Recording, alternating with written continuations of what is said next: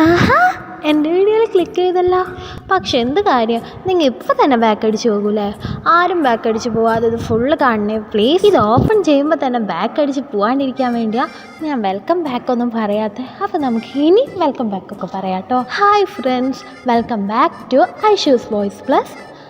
നമ്മളുടെ ചാനലിൽ അപ്ലോഡ് ചെയ്തുകൊണ്ടിരുന്നത് നത്തിങ് ബട്ട് യു എന്ന ചൈനീസ് ഡ്രാമയുടെ എപ്പിസോഡ്സാണ്. അതിൽ 1, 2, 3, 4, 5 എപ്പിസോഡ്സ് നമ്മൾ ഓൾറെഡി അപ്ലോഡ് ചെയ്തിട്ടുണ്ട്. അത് കാണാത്തവരാണെങ്കിൽ ആദ്യം അതൊന്ന് പോയി കാണണേ പ്ലീസ്. ഞാൻ ഡിസ്ക്രിപ്ഷൻ ബോക്സിൽ ലിങ്ക് ഇടാം. ഇപ്പം ഞാൻ എക്സ്പ്ലെയിൻ ചെയ്യാൻ പോകുന്നത് എപ്പിസോഡ് 6 ആണ്. നല്ല റൊമാൻറ്റിക് ചൈനീസ് ഡ്രാമ. ആരും ഒട്ടും സമയം കളയണ്ട, വേഗം പോയിട്ട് അങ്ങ് സബ്സ്ക്രൈബ് ചെയ്തേ. ചെയ്തോ, നല്ല കുട്ടികൾ. അപ്പം നമുക്ക് ഒട്ടും സമയം കളയാതെ നേരെ വീഡിയോയിലോട്ട് പോവാം.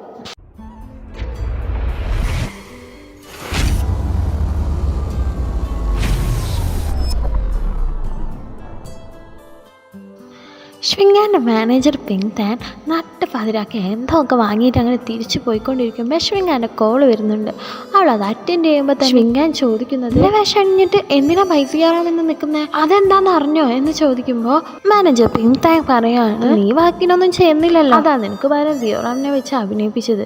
മൈനിയാക്ക് നിനക്ക് വേഗം തിരിച്ചു പോകുന്നത് നല്ലത്, അതാ നിൻ്റെ ലൈഫിന് നല്ലത് എന്ന് പറയുമ്പോൾ ഞാൻ എന്തായാലും അവരെ മുന്നിൽ ഇനി നാണം കെടാനൊന്നും പോകൂല, ഞാൻ തിരിച്ചു പോകൂല, ഞാൻ ഈ വാക്ക് ഏറ്റെടുക്കൂല, അവർ ഷൂട്ടിങ് മുടങ്ങനെ ചെയ്യുള്ളൂ എന്ന് പറഞ്ഞിട്ട് ഇവള് ഫോണ് കട്ട് ചെയ്യുന്നു. പിങ് താനാണെങ്കിൽ ദേഷ്യം വന്നിട്ട് എന്തൊരു ദുരഭിമാനമുള്ള പെണ്ണാന്നും പറഞ്ഞ് അങ്ങനെ നടക്കും. പെട്ടെന്ന് പിങ് താൻ്റെ ബാഗ് ഒരു കള്ളൻ വന്ന് തട്ടിപ്പറിച്ചിട്ടുണ്ട്. ആ കള്ളൻ്റെ പിന്നാലെ ഓടുന്ന ഒരാളെ കാണുമ്പോഴാണ് നമുക്ക് കാര്യം മനസ്സിലാവുന്നത് കേട്ടോ. അത് ആരായിരുന്നു വെച്ചിട്ടാ, ഹാൻഫേ ആയിരുന്നു. കള്ളനെ പിടിക്കാനായിട്ട് നല്ല മാസിൽ ഹീറോനെ പോലെ കള്ളൻ്റെ പിന്നാലെ ഓടുന്ന യാൻഫൈ. അപ്പോഴാണ് കള്ളനെ നമുക്ക് കാട്ടിത്തരുന്നത് അത് ലില്ലിയായിരുന്നു. ലില്ലിയാണ് അവളുടെ ബാഗ് തട്ടിപ്പറിച്ച് ഓടിയത്. യാൻഫൈ ഹീറോയിനെ പോലെ അവളെ പിന്നാലെ ഓടി ഫൈറ്റൊക്കെ ചെയ്യുന്നു. അപ്പോൾ ലില്ലിയാണെങ്കിൽ ആ ബാഗ് കൊടുക്കാതെ ഫൈറ്റ് ചെയ്തുകൊണ്ടേയിരിക്കുന്നു. അപ്പോൾ യാൻഫൈ ചോദിക്കുകയാണ്, എടി മതി, നിർത്ത്, ആ ബാഗ് ഇങ്ങോട്ട് താന്ന് പറയുമ്പോൾ, ഇല്ല കഴിഞ്ഞിട്ടില്ല, നമ്മൾ പെർഫോം ചെയ്യല്ലേ, ഒന്നും കൂടി ബെറ്റർ ആക്കാറുണ്ട്, നീ ധൈര്യമായിട്ട് പെർഫോം ചെയ്തോ എന്ന് പറയുമ്പോൾ, പൊന്നു മോളെ ആ ബാഗ് ഇങ്ങോട്ട് തായോ, എന്നിട്ട് നീ ബാഗ് ഓടിപ്പോന്ന് പറഞ്ഞിട്ട് അവൾക്കൊരു ചവിട്ട് കൊടുത്തിട്ട് ബാഗും തട്ടിപ്പറിച്ച് യാൻഫൈ മാനേജർ പിങ് താൻ്റെ അടുത്ത് പോകുന്നു. പക്ഷേ ഈ ബാഗ് തട്ടിപ്പറിച്ചതിൻ്റെ ഫോഴ്സിൽ അവൾ വീണിട്ടൊക്കെ ഉണ്ടായിരുന്നു, അവളുടെ കാല് പൊട്ടിയിട്ടുണ്ടായിരുന്നു. അപ്പോൾ യാൻഫൈ ഹെൽപ്പ് ചെയ്തിട്ട് അവൾ അവിടെ ഒരു സ്ഥലത്ത് ഇരുത്തിയിട്ട് അവരും കൂടെ ഇരിക്കുന്നുണ്ട്. ആ സിറ്റുവേഷന് പറ്റിയ ഒരു പ്രവൃത്തിയായിരുന്നില്ല കേട്ടോ. അവൻ്റെ ഷർട്ട് ഊരിയിട്ട് അവളെ പൊതിപ്പിച്ചൊക്കെ കൊടുക്കുന്നുണ്ട്. അത് എന്തിനാണെന്ന് എനിക്ക് ഇപ്പോഴും മനസ്സിലായിട്ടില്ല. കാല് പൊട്ടിയ ഷർട്ട് പൊതിപ്പിക്കണോ? എന്തെങ്കിലും ആയിക്കോട്ടെ. പക്ഷെ ആ ഷർട്ട് പൊതിപ്പിച്ചതിൽ നന്നായിട്ട് ഇമ്പ്രസ് ആയിട്ടുണ്ട്. അവൾ ചിരിച്ചിട്ട് അങ്ങനെ ഇരിക്കുമ്പോൾ ഇവൻ വന്നിട്ട്, അയ്യോ കാല് പൊട്ടിയിട്ടുണ്ടല്ലോ, സാരല്ല ഞാൻ ഐസ് വെച്ചുതരാമെന്ന് പറഞ്ഞിട്ട് അവൻ വാങ്ങിക്കൊണ്ടുവന്ന് ആ തണുത്ത ഡ്രിങ്ക് എടുത്തിട്ട് അവളുടെ കാലിൽ വെച്ച് കൊടുക്കുന്നു. അപ്പോൾ അവൾ ഞാൻ ഒറ്റയ്ക്ക് ചെയ്തോളാന്ന് പറയുമ്പോൾ, അത് സാരല്ല ഞാൻ ചെയ്തു തരാമെന്നൊക്കെ പറയും. അങ്ങനെ ഇരിക്കുമ്പോഴാണ് പിങ് താൻ്റെ ഫോണിലേക്ക് ഷ്വിങ്കാൻ്റെ ഒരു മെസ്സേജ് വരുന്നത്. ആ വോയിസ് മെസ്സേജ് അവൾ പ്ലേ ചെയ്യുമ്പോൾ അതിലെന്താണെന്ന് വെച്ചാൽ, നീയല്ല കോൺട്രാക്റ്റ് വായിച്ചു നോക്കിയതും എല്ലാം ചെയ്തതും, നീ തന്നെ ഇതിൻ്റെ ഭവിഷ്യത്ത് ഏറ്റെടുത്തോ, എന്നെക്കൊണ്ടൊന്നും പറ്റില്ല ഷൂട്ടിങ്ങിന് പോകാമെന്ന് പറഞ്ഞിട്ടായിരുന്നു ആ വോയിസ്. അത് കേട്ടിട്ട് ഇവൾക്ക് ആകെ ദേഷ്യം വന്നിരിക്കുമ്പോൾ കിട്ടിയ ചാൻസ് മുതലാക്കി യാൻഫൈ ചോദിക്കുകയാണ്, എന്ത് പറ്റി, ഭയങ്കര വിഷമത്തിലാണല്ലോ, ഇത്ര സുന്ദരായ മുഖത്തിന് ഈ വിഷമം ചേരുന്നില്ല കേട്ടോ എന്ന് പറയുമ്പോൾ ആ പെണ്ണ് വീണു. അവനൊന്ന് സോപ്പിട്ടതാണ്. എന്നിട്ട് യാൻഫൈ അവൾക്കൊരു ഡ്രിങ്കൊക്കെ ഓഫർ ചെയ്യുന്നുണ്ട്. പക്ഷെ അവൾ വേണ്ടാന്ന് പറയുമ്പോൾ, ഞാൻ നല്ല പയ്യനാന്നേ, നീ ഇത് കുടിച്ചോ എന്ന് പറഞ്ഞ് അവൻ ആദ്യം അത് കുടിച്ച് കാട്ടിയിട്ട് അവൾക്കത് കൊടുക്കുന്നു. അങ്ങനെ രണ്ടുപേരും അവിടെ നട്ട് റോട്ടിലിരുന്ന് കുടിച്ചുകൊണ്ടിരിക്കുമ്പോൾ അവൻ പറയുന്നത്, വിഷമം ഉണ്ടെങ്കിൽ അത് സ്ട്രേഞ്ചേഴ്സിനോട് പറയണത് നല്ലതല്ല, നിനക്കതല്ല വിഷമം ഉണ്ടെങ്കിൽ എന്നോട് പറഞ്ഞോ എന്ന് പറയുമ്പോൾ ഇവൾ ചിരിച്ചിട്ട്, ഇന്നിപ്പോൾ ഞാൻ ഹാപ്പിയാണ്, നീ എന്നെ ഹെൽപ്പ് ചെയ്തു, നീ എന്നോട് വർത്താനം പറഞ്ഞു, പക്ഷെ നാളെ തൊട്ട് ഞാൻ വാക്കിന് പോകണം, ആ ഷ്വിങ്കാൻ ഹാട്രസിൻ്റെ കൂടെ ഞാൻ വാക്കിന് പോകണം. അവളെന്ന് വെച്ചാൽ ഇത്ര ഭൂലോക ദുരഭിമാനി വേറെ ഇല്ല, അവളുടെ ഒപ്പം വാക്കിന് പോകണം. എനിക്ക് എന്ത് ഇറിറ്റേറ്റാണെന്ന് അറിയോ, ഇത്രക്ക് പൊട്ട പെണ്ണ അവള്. ഷൂട്ടിങ് മുടക്കാൻ വേണ്ടി അവൾ എന്തൊക്കെയാണ് ചെയ്യുന്നതെന്ന് അറിയില്ല. അവൾ ഷൂട്ടിങ്ങിനും പോയില്ല, അതുകൊണ്ട് ആ ഷൂട്ടിങ് മുടങ്ങൂലേ, അവളുടെ സീൻ കട്ട് ചെയ്ത് കളഞ്ഞു എന്ന് പറഞ്ഞിട്ട് അവൾ ഇങ്ങനെയൊക്കെ ചെയ്യുന്നതെന്ന് പറയുന്നു. ഇതെല്ലാം യാൻഫൈ ഫോണിൽ റെക്കോർഡ് ചെയ്തുകൊണ്ടിരിക്കുന്നത് അകലെ നിന്ന് കൈകൊണ്ടും കാലുകൊണ്ടൊക്കെ കാണിക്കുന്ന ലില്ലിക്ക് കാട്ടിക്കൊടുക്കുന്നുണ്ട്. ലില്ലി ആ റെക്കോർഡിങ് കണ്ടിട്ട് സന്തോഷമായിട്ട് യെസ് കിട്ടി എന്നുള്ള നിലയിൽ നിൽക്കും. അങ്ങനെ പിറ്റേ ദിവസം ലില്ലി നല്ല പോസിൽ നല്ല ഗെറ്റപ്പിൽ ഷ്വിങ്കാൻ്റെ ഫ്ലാറ്റിൽ പോയിട്ട് ഡോറൊക്കെ നോക്ക് ചെയ്ത് അതിൻ്റെ ഉള്ളിൽ കയറിയിട്ട് ഷ്വിങ്കാനോട് ചോദിക്കുക, മര്യാദ നീ നാളെ തൊട്ട് വർക്കിന് വന്നോ, നിനക്ക് വരാൻ പറ്റുമോ, ഇല്ലേ ഇപ്പം പറയണമെന്ന് പറഞ്ഞപ്പോൾ ഷിംഗാൻ പറഞ്ഞു, എനിക്ക് വയ്യ, അതുകൊണ്ടാണ് ഞാൻ വരാത്തത്, നീ വെറുതെ അഭിനയിക്കുന്നതൊക്കെ നിർത്ത്, നിനക്ക് ഞാനൊരു കാര്യം കാട്ടിത്തരാമെന്ന് പറഞ്ഞിട്ട് അവൾ ആ ഫോണിലെ റെക്കോർഡ് ശ്വിങ്കാന് കാട്ടി കൊടുക്കുന്നു. തൊട്ടടുത്ത് അമ്മ നിന്റെ സീൻസ് കട്ട് ചെയ്തത് എന്തായാലും തിരിച്ചുകൊണ്ടുവരാൻ പറ്റൂല, നിനക്ക് പറ്റുമോ നിനക്ക് വർക്കിന് വന്നോ, അല്ലെങ്കിൽ ഞാനിത് പബ്ലിക് ആക്കും, അപ്പോൾ നിന്റെ ഫാൻസ് ധാരണ എന്താ ഉണ്ടാവാൻ പോകണേന്ന് നിനക്ക് അറിയില്ലേ എന്നൊക്കെ പറഞ്ഞ് തിരിച്ചു പോകുമ്പോൾ അവളുടെ മാനേജർ ശ്വിങ്കാനെ ഒരു മിനിറ്റ് ഞാൻ പറയണ കേക്ക് എന്ന് പറഞ്ഞ് പിടിച്ചു നിർത്താൻ നോക്കും. അവളുടെ കാരണത്ത് കിട്ടും ഒരു അടിയും കിട്ടുന്നുണ്ട്.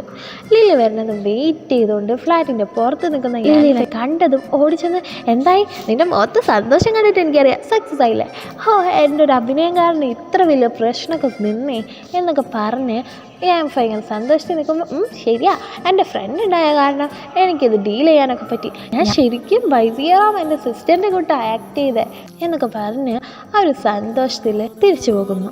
അങ്ങനെ ലില്ലി ലെമൺ കമ്പനിക്ക് തിരിച്ചു വന്ന ബാക്കി എന്നിട്ട് ലില്ലി ചോദിക്കുകയാണ് പണിയെടുക്കേണ്ട സമയത്ത് ഇരുന്ന് ഫോണിൽ കളിക്കുന്നോ, നിൻ്റെ ഇന്നത്തെ സാലറി കട്ട് ചെയ്തു എന്ന് പറയുമ്പോൾ അവൻ പറയാണ് ഇടി പെണ്ണെ ഞാൻ ടവേഴ്സിനൊക്കെ ഷൂട്ട് ചെയ്തുകൊണ്ടിരിക്കുകയായിരുന്നു, നീ എല്ലാം കളഞ്ഞെല്ലാം ഫോണിങ്ങോട്ട് തന്നേ എന്ന് പറയുമ്പോൾ നീയേ എൻ്റെ അസിസ്റ്റൻ്റാ, ഞാൻ പറയണ കേട്ടിട്ട് വേണം ഇരിക്കാൻ, ഇവിടെ വർക്ക് ടൈമിലൊന്നും കളിച്ചിരിക്കാനൊന്നും പറ്റില്ല, മനിയൊക്കെ പണിയെടുക്കുമെന്ന് പറയുമ്പോൾ ഞാൻ പറയും ഞാനേ ഇൻറ്റേർണൽ CEO ഞാനിതിൻ്റെ ഓണറാ, നീ പറയണ ഞാനൊന്നും കേൾക്കില്ല എന്ന് പറഞ്ഞിട്ട് വിചാരിക്കണ്ട ഞാൻ അഡൾട്ടാ, എനിക്ക് പ്രായപൂർത്തിയൊക്കെ ആയി, എനിക്കെല്ലാം മനസ്സിലായി എന്ന് പറയുമ്പോൾ എന്ത് മനസ്സിലായെന്ന് നീ ഓരോന്ന് പറയല്ലേട്ടാ, വെറുതെ ആൾക്കാരുടെ മുന്നിൽ എന്നെ നാണം കെടുത്താനായിട്ട്. ഞാനാണ് നിന്നെ ആൾക്കാരുടെ മുന്നിൽ നാണം കെടുത്തണേ, നിങ്ങളുണ്ടായാലും അല്ലെങ്കിലും ഒന്ന് ചില താമസിക്കണ, പിന്നെ ഇപ്പം എന്താ കുഴപ്പം എന്ന് സാൻ ചോദിക്കുമ്പോൾ ലില്ലി പറയാണ് അത് ഞങ്ങൾ ഒന്നിച്ചായിരിക്കും താമസിക്കണം, പക്ഷെ ഞങ്ങൾ രണ്ടുപേരും ഉറങ്ങണത് 2 റൂമിലാണ്, ഞങ്ങൾ അത്രയ്ക്ക് പൊട്ട ആൾക്കാരൊന്നുമല്ല എന്ന് പറയുമ്പോൾ രണ്ടുപേരും ഉറങ്ങണ 2 റൂമിലാണ്, എന്നിട്ടാ കഴുത്തിൽ ഇങ്ങനത്തെ പാടെന്ന് പറഞ്ഞിരിക്കുമ്പോൾ നീ അതൊക്കെ വിട്ടേ മര്യാദക്ക് മൂവി റിവ്യൂവിന് വായോ, അവിടെ മൂവി പ്ലേ ചെയ്തുകൊണ്ടിരിക്കുന്നുണ്ടോ വന്ന് കാണുമെന്ന് പറഞ്ഞപ്പോൾ ലില്ലിനെ കളിയാക്കിയിട്ട് വായോ മൂവി റിവ്യൂവിന് വായോ എന്ന് പറഞ്ഞ് അവനോ അവൾ പറഞ്ഞ പോലെ തിരിച്ചു പറഞ്ഞിട്ട് അവളുടെ പിന്നാലെ പോകുന്നു. അങ്ങനെ ഇവർ രണ്ടുപേരും അടുത്തടുത്തിരുന്നിട്ട് മൂവി സീൻസൊക്കെ കണ്ടുകൊണ്ടിരിക്കുമ്പോൾ അങ്ങോട്ടേക്ക് ലേ വരുന്നുണ്ട്. ലേ വരുമ്പോൾ തന്നെ എന്തോ 500-ന്റെ ബൾബ് കത്തിയ പോലെ ലില്ലിയുടെ മുഖത്ത് നല്ല ചിരിയുണ്ട്. എന്നിട്ട് ലേ വന്ന അവളുടെ അടുത്തിരിക്കുമ്പോൾ സാനെ നോക്കിയിട്ട് ലില്ലി പറയും എനിക്ക് മതി എനിക്ക് പോടാന്ന് പറയുമ്പോൾ സാന് എന്ന് പറഞ്ഞിട്ട് നേരെ അവരുടെ ബാക്കിൽ കയറി ഇരിക്കുന്നു. എന്നിട്ട് ലില്ലി ലേനോട് പറയാം നിങ്ങളെ വെയിറ്റ് ചെയ്തുകൊണ്ടിരിക്കുകയെന്ന് പറയുമ്പോൾ ലയും ചിരിക്കുന്നു ലില്ലിയും ചിരിക്കുന്നു. ഇവരുടെ കുഞ്ഞ് റൊമാൻസ് കണ്ടിട്ട് ബാക്കിൽ നിന്ന് സാൻ മുന്നിലോട്ട് അവരുടെ 2 പേരുടെ ഇടയ്ക്ക് തലയിട്ട് നോക്കിയിട്ട് 2 പേരെയും അങ്ങോട്ടും ഇങ്ങോട്ടും നോക്കിക്കുന്നു. അവരിങ്ങനെ നോക്കണം കണ്ടിട്ട് ലില്ലി പറയണം എൻ്റെ മുഖത്തൊക്കെ ഇങ്ങനെ നോക്കിക്കാന്ന് പോയിരുന്നു സിനിമ കാണണ്ടെന്ന് പറഞ്ഞിട്ട് അവൻ കിട്ടിയൊരു കുത്ത് കൊടുക്കുന്നു. അവൻ നേരെ ചിരിച്ചിട്ട് ബാക്കിലിരുന്ന് ആ മൂവി കാണുന്നു.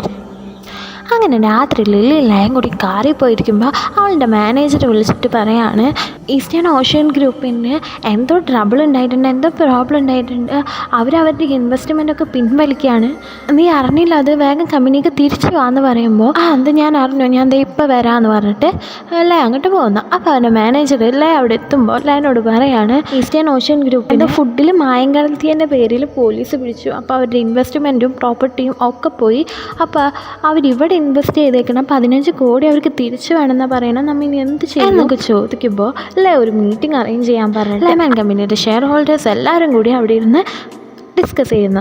കൂട്ടത്തിൽ ലയും ലില്ലിയും ഉണ്ട്. ഇവിടെ നല്ല സൗണ്ടിൽ ഇനിയിപ്പോൾ എന്താ ചെയ്യുക, നമുക്ക് ഏറ്റവും വേഗം പ്രോബ്ലം സോൾവ് ചെയ്യണം, ഈ 15 കോടിയൊന്നും ഒരാളെ കൊണ്ട് എഫേർട്ട് ചെയ്യാൻ പറ്റില്ല, വേഗം അടുത്ത ഇൻവെസ്റ്റേഴ്സിനെ കണ്ടുപിടിച്ചില്ലെങ്കിൽ നമ്മുടെ എല്ലാ പ്ലാനും വെറുതെ ആവും, നമ്മുടെ ഫിലിം ജേർണി ഓഫ് യൂത്ത് ഇപ്പോൾ സ്റ്റാർട്ട് ചെയ്തിട്ടുള്ളൂ, അത് പോരാഞ്ഞിട്ട് വേറെ സീരീസ് കുറേ ഉണ്ട്, ഇതിനൊക്കെയുള്ള ഫണ്ട് എവിടെ നിന്ന് കിട്ടാനാന്നൊക്കെ എല്ലാവരും ചോദിച്ചുകൊണ്ടിരിക്കുമ്പോൾ ആ ടേബിളിൻ്റെ അടിയിൽ നിന്നൊരു സൗണ്ട് കേൾക്കുന്നു.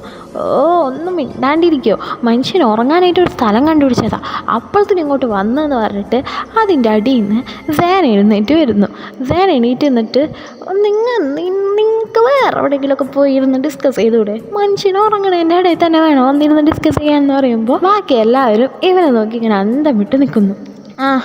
ഇനിയിപ്പോൾ നിങ്ങളെ പ്രോബ്ലം എന്താ, 15 കോടിയോ എന്തോ ഒക്കെ പറയാനായിട്ടല്ലോ എന്ന് പറയുമ്പോൾ അല്ലേ പറയണം നീ അത് അന്വേഷിക്കേണ്ടത്, നീ പൊക്കോ എന്ന് പറയുമ്പോൾ നീ എന്തൊരു CEO ആണ്, ഒരു പ്രോബ്ലം വന്നപ്പോൾ അത് സോൾവ് ചെയ്യാൻ പോലും നിനക്ക് പറ്റണില്ല, 15 കോടി എടുക്കാൻ നിൻ്റെ കയ്യിലില്ലെങ്കിൽ നീ പിന്നെ എന്തിനാണ് CEO എന്ന് പറഞ്ഞ് നടക്കണേന്നൊക്കെ പറയുമ്പോൾ ഇല്ല അതിനെ എതിർത്തൊക്കെ പറയുന്നുണ്ട്. പക്ഷെ സാൻ പറയാണ് ഇവൻ്റെ സ്ഥാനത്ത് ഞാനായിരുന്നെങ്കിൽ ഇപ്പം ഈ പ്രോബ്ലമൊക്കെ തീർന്നേനെ എന്ന് പറയുമ്പോൾ ലേ പറയാണ് ഓക്കെ എന്നാൽ നീ പോയി കൊണ്ട 15 കോടി ഞാൻ നിനക്ക് 3 ദിവസം ടൈം തരാമെന്ന് പറയുമ്പോൾ ആദ്യത്തിരി കൂടിയ ടൈമായിപ്പോയി, ഇത്രക്കൊന്നും വേണ്ടായിരുന്നു എന്ന് പറഞ്ഞിട്ട് സാൻ അവിടെ നിന്ന് പോകുന്നു. പക്ഷെ എല്ലാവരും 3 ദിവസത്തിനുള്ളിൽ എങ്ങനെ ഇത്ര പൈസ ഉണ്ടാക്കാനാ, നീ എന്ത് പൊട്ടത്തരാല്ലേ ഈ പറയുന്നതെന്നൊക്കെ പറയുന്നത്, അത് ഇമ്പോസിബിളാണെന്നൊക്കെ പറയുമ്പോൾ അല്ലേ ഒന്നും മിണ്ടാതെ ഇരിക്കുന്നു. അങ്ങനെ പിറ്റേ ദിവസം സാൻ അവൻ്റെ ഫെരാരി കയറി ഇരിക്കുമ്പോൾ ലില്ലി വന്നിട്ട് എവിടെ പൈസ ഒപ്പിച്ചോ എന്ന് ചോദിക്കുമ്പോൾ ഞാനിപ്പോൾ ഒപ്പിക്കുമെന്ന് പറഞ്ഞിട്ട് സാൻ പോവാൻ പോകുമ്പോൾ ലില്ലി പറയും എന്നാൽ ഞാനും ഉണ്ട് നിൻ്റെ കൂടെ, നീ എങ്ങനെ പൈസ ഒപ്പിക്കണേന്ന് എനിക്ക് കാണണമല്ലോ എന്ന് പറഞ്ഞിട്ട് ലില്ലി അതിൽ കയറിയിരിക്കുന്നു. അങ്ങനെ സാന് അവൻ്റെ ഒരു ഫ്രണ്ടിനെ കാണാനാണ് പോകുന്നത്. അപ്പം ലില്ലി അതിൻ്റെ ഇടയിൽ ചോദിക്കുന്നു നീ എങ്ങനെ ഇത്ര പൈസ ഉണ്ടാക്കാമെന്ന് ചോദിക്കുമ്പോൾ എന്നെക്കുറിച്ച് എന്താ വിചാരിച്ചേ, എനിക്ക് കുറേ ഫ്രണ്ട്സ് ഉണ്ട്, എൻ്റെ ഫ്രണ്ട്സൊക്കെ കോടീശ്വരന്മാരാണ്, അവരോടൊരു വാക്ക് പറഞ്ഞാൽ മതി എനിക്ക് വേണ്ടി അവർ എത്ര തുക വേണമെങ്കിലും ഇൻവെസ്റ്റ് ചെയ്യുമെന്ന് പറയുന്നു. അത് കേട്ട് ലില്ലി ഓ പിന്നെ നീ ഇത്ര വലിയ പുള്ളിയല്ലേ എന്ന് പറഞ്ഞ് പുച്ഛിക്കുന്നു. അങ്ങനെ ലില്ലിയും സാനും കൂടി അവൻ്റെ ഒരു ഫ്രണ്ടിനെ കാണാൻ പോയപ്പോൾ അവർ രണ്ടുപേരും ഭയങ്കര കമ്പനി. ഫ്രണ്ട് ഇവനെ കണ്ടതും വന്ന് കെട്ടിപ്പിടിക്കുന്നു, എന്തോ ആക്ഷൻ കാണിക്കുന്നു. അത് കണ്ടിട്ട് ലില്ലിക്ക് നല്ല ആശ്ചര്യമൊക്കെ തോന്നുന്നുണ്ട് കേട്ടോ. അങ്ങനെ ഒരു വർത്താനം പറഞ്ഞിരിക്കുന്നതിൻ്റെ ഇടയിൽ സാൻ പറയാണ് ഞങ്ങളുടെ കമ്പനിക്ക് ഒരു ഇൻവെസ്റ്ററിനെ വേണം, നിനക്കത് പറ്റുമോ എന്ന് ചോദിക്കുമ്പോൾ അതിന് നീ എന്നോട് ആദ്യമായിട്ടൊരു കാര്യം പറയണല്ലേ, അത് സെറ്റാക്കാടാന്നൊക്കെ പറയുന്നു. പക്ഷെ അവൻ എത്ര രൂപയാണെന്ന് ചോദിച്ചിട്ടുണ്ടായിരുന്നു. സാൻ്റെ കൂട്ടുകാരൻ്റെ അമ്മയുടെ ഫോൺ വന്നിട്ട് സാൻ്റെ കൂട്ടുകാരൻ പോകുന്നുണ്ട്. സാനോട് ചോദിക്കുന്നു ഇവൻ 15 കോടി ഇൻവെസ്റ്റ് ചെയ്യുമെന്ന് ചോദിക്കുമ്പോൾ ഇവനെ കൊണ്ട് 15 കോടിയൊന്നും ഇൻവെസ്റ്റ് ചെയ്യാൻ പറ്റില്ല, ഒരു 3-4 കോടി ഇൻവെസ്റ്റ് ചെയ്യായിരിക്കും എന്ന് പറയുന്നു. അപ്പോൾ ലില്ലി ചോദിക്കുകയാണ് അപ്പോൾ ബാക്കിക്ക് എന്ത് ചെയ്യുമെന്ന് നോക്കുമ്പോൾ ഇനിയും ആൾക്കാരുണ്ട് എന്ന് പറഞ്ഞിട്ട് അവളെ വിളിച്ച് വേറൊരു ഫ്രണ്ടിൻ്റെ അടുത്തേക്ക് പോകുന്നു. പക്ഷെ അയാൾ ഒരു റെസ്റ്റോറൻറ്റിലിരുന്ന് പാട്ട് പാടുന്ന ആളായിരുന്നേ. അയാളെ കണ്ടിട്ട് ലില്ലി പറയുകയാണ് ഇയാളെ കണ്ടിട്ട് വലിയ കോടീശ്വരനെ പോലെ ഒന്നും തോന്നുന്നില്ലല്ലോ എന്ന് പറയുമ്പോൾ നീ ഒരാളെ കണ്ടിട്ട് അയാളെ വാല്യൂ നിശ്ചയിക്കരുത്, ഇവ ഭയങ്കര കോടീശ്വരനാണെന്ന് സാൻ പറയും. സാൻ ഈ ഫ്രണ്ടാണെങ്കിൽ പെൺകുട്ടികളെ കാണുമ്പോൾ ഇത്തിരി ഇളക്കൊക്കെ ഉണ്ട് കേട്ടോ. ലില്ലിനെ കണ്ടതും ഓ നിൻ്റെ പേര് വൈസിയാറാന്നല്ലേ എന്നൊക്കെ പറഞ്ഞ് അവളെ തോളിലൊക്കെ കൈയിടുന്നുണ്ട്. അപ്പോൾ വേഗം സാൻ അവൻ്റെ കൈ അവളുടെ തോളിൽ നിന്നൊക്കെ എടുത്തി ലില്ലിനെ സേഫ് ആക്കുന്നുണ്ട്. അങ്ങനെ ഈ ഫ്രണ്ടിനോടും കാര്യം പറയുമ്പോൾ ഈ ഫ്രണ്ട് പ്രോപ്പർട്ടീസൊക്കെ കുറച്ചിപ്പോൾ വിറ്റിട്ടുണ്ട്, അതിൻ്റെ പൈസ ഉണ്ടാവും ഞാൻ ഇൻവെസ്റ്റ് ചെയ്തുകൊണ്ടെന്ന് പറയുന്നു. അങ്ങനെ ലില്ലിക്ക് നല്ല സന്തോഷമായിട്ട് അവർ രണ്ടുപേരും അവിടെ നിന്ന് പോകുന്നു. ഓക്കെ ഇന്നിപ്പോൾ ഇത്രേ ഉള്ളൂ. അപ്പോൾ 6ാമത്തെ എപ്പിസോഡിൻ്റെ പാർട്ട് 1 ഇവിടെ കഴിഞ്ഞേക്കാണ്. ഇനി ഞാൻ അപ്ലോഡ് ചെയ്യാൻ പോകുന്ന 6ാമത്തെ എപ്പിസോഡിൻ്റെ പാർട്ട് 2 ആണ്. അത് കാണണമെന്നുണ്ടെങ്കിൽ സബ്സ്ക്രൈബ് ചെയ്തേക്കെ, പിന്നെ ലൈക്ക് ചെയ്യാനും ഷെയർ ചെയ്യാനും മറക്കേ വേണ്ട. നെക്സ്റ്റ് വീഡിയോ വരുന്നവർക്കും എല്ലാവരും വെയിറ്റ് ചെയ്തിരിക്കാം. ബൈ.